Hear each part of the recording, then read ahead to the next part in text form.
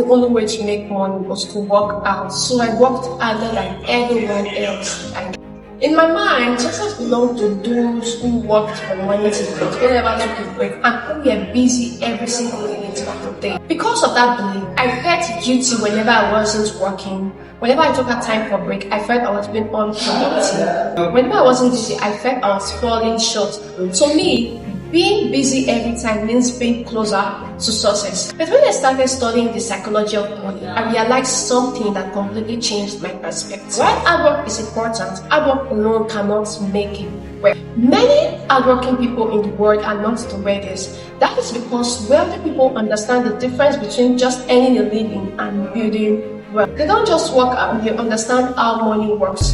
They've learned to move from just making money to building wealth, that is making their money work. This realization changed my perspective completely, and I believe it's going to change the way you see and make money. Why did I believe working hard was the only way to make money? Was it in my bank account or was it in my mind? Before money reflects in your bank account, it first of all reflects in your mind. Every financial decision you make is actually a reflection of your financial mindset. I'll be showing you the 4 ways in which people pursue money. Each path is a reflection of the different ways people think about money. Understanding these differences can completely change your financial future. The truth is, your financial life is often a reflection of your financial mindset. And that is what psychology of money is about. The wealthy understand something many people do not understand. Your financial decision does not depend on how much money you get, but how you pursue the psychology of money. The way you think about money will likely determine how you make money, how you spend money, how you save money, how you invest, and how you multiply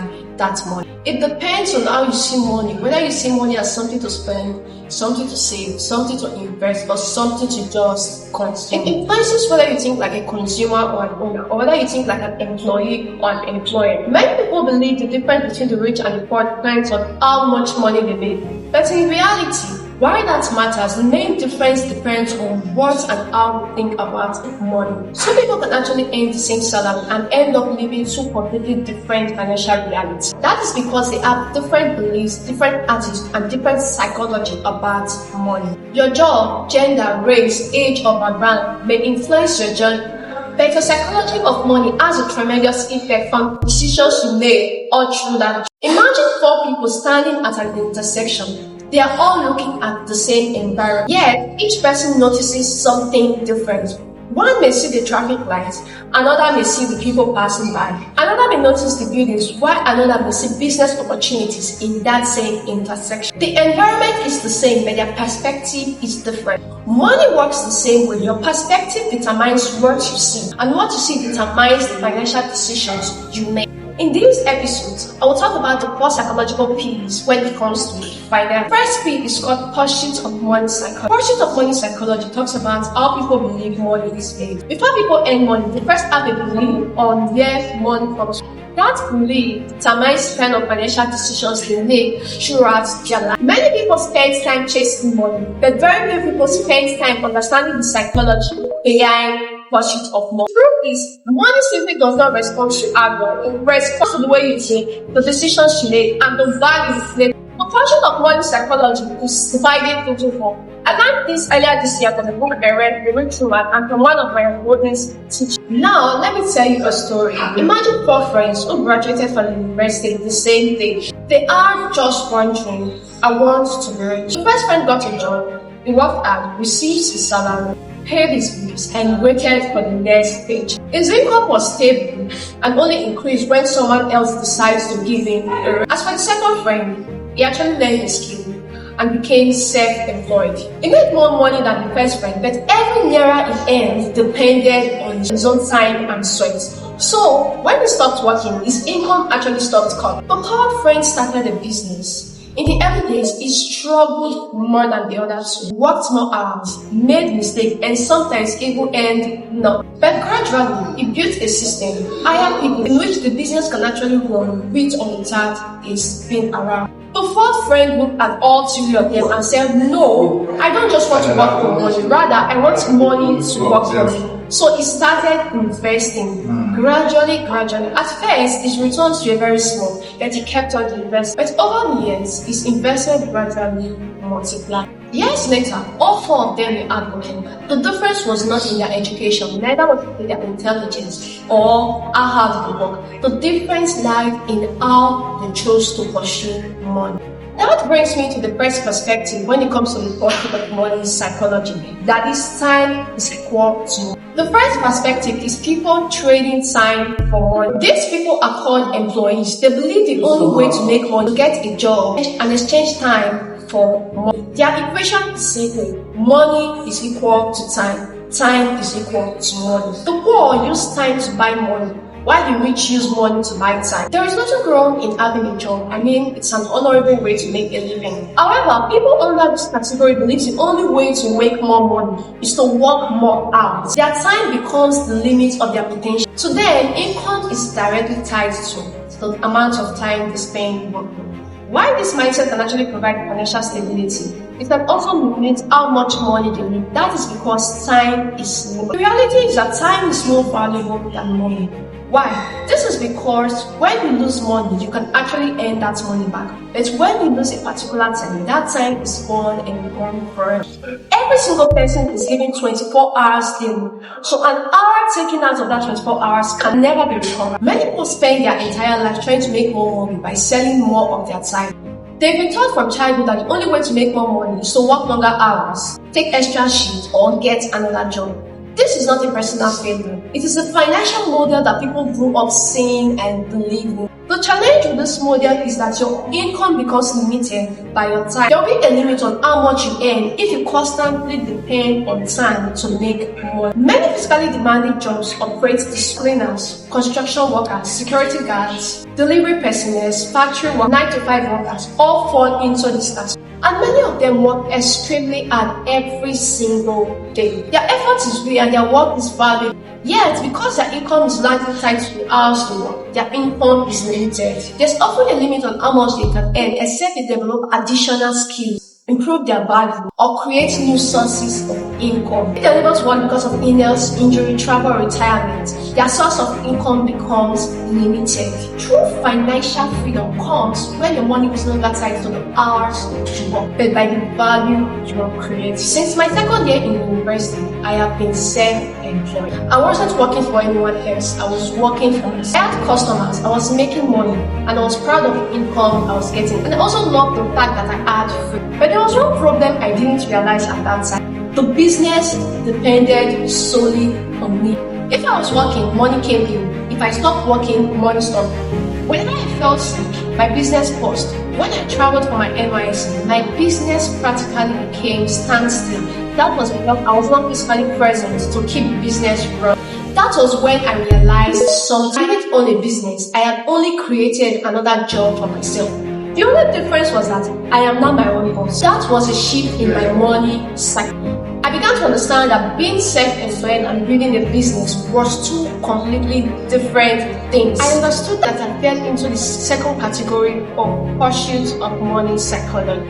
These are the self-employed. They understand that they can make money by working for themselves instead of working for someone else. This becomes a significant step forward because they've actually created a source of income for themselves rather than working for another person. However, many of these people, like myself, automatically become trapped in our own business. We are the managers, we are the salespersons, we are the customer service providers, we are the cleaners, we are every single thing solely dependent on. Although they no longer work for someone else, they have created a job for themselves because they are still using and exchanging time for money. So if they stop working because of illness, family responsibilities, or if any other thing that demands their physical presence, the business automatically stops. That is because they have actually failed to create a system that can make that business work independently without their presence. A business should not depend entirely on the creator or the owner. The business should have a system in place for customer service, for sales, for management, and for making financial decisions. One trap many business owners put in themselves is by being the sole providers of every service in that business. When systems are in place, business automatically becomes more efficient. Financial freedom does not come when you become self-employed. It comes when you build a business that has a system that can run independently with or without you. Have you ever noticed that one shop on the streets that never seems to close?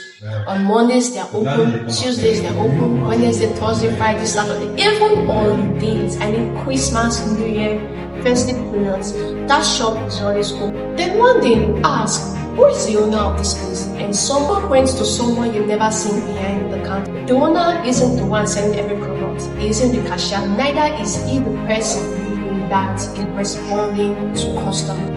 Yet, every single action in business contributes to his income. That is the difference between being self-employed and you running a business. A self-employed person earns only because they keep showing up in the business, while a businessman has a system in place that keeps the business running with or without his or her presence. This does not mean business people never work. It actually means that they created a system that can keep the business running while they are. This brings us to the third way of making and pursuing money. That is creating a system rather than just creating another job for you. People under this category are called business people. They build a business system rather than creating another job for themselves. They leverage on people's skill, people's idea, people's strength to run their business. They understand that lasting wealth is not created by working hard, but by providing a system that can keep bringing money. This is where leverage becomes more powerful. Instead of relying on their own skill, they create a system where they can leverage on people's skill, people's intelligence, people's knowledge to come together in a community with that business. As a result, the business creates more value, serves more people, and become very, very big because it is easier for a group of people to build something than for one person to build that thing. These people work on their business rather than in their business. This became one of the biggest mindset shifts I had this year. Instead of me start asking, how can I work harder to make more money? I start asking, what system can I bring to generating more money with or task by being present? The wealthiest entrepreneurs are simply not just architects. They are architects. They build and design businesses that can run without their personal labor. When I was much younger, whenever I had extra cash, I thought I only had two options: to either spend it or save it. If I spend it, I enjoy the money for that moment. But if I save it, I felt a bit of responsibility because my bank account keeps increasing. Then one day, I asked myself a question that changed everything for me. And the question was, who is actually working for whom now? Is it me working for my money, or is it my money that is working for me? I was working so hard to earn that the money was sitting quietly in my bank account without work. That was when I discovered a complete different way of thinking. The wealthiest people don't just make money, they don't just save money, they don't just spend money. They learn how to invest. That is making the money that they worked for work for them. It's like a vice versa. I work for the money and then the money works for me. Think about it this way. Imagine you hired an employee who works 24/7, never rested, never stopped working, kept working every single day. That is what investing does to your money. It makes that money keep working for you with or without your friend. Instead of working for money for the rest of your whole life, you actually build a system that allows that money to keep working for you every other time. And that brings us to the fourth and final way people pursue money, that is investing.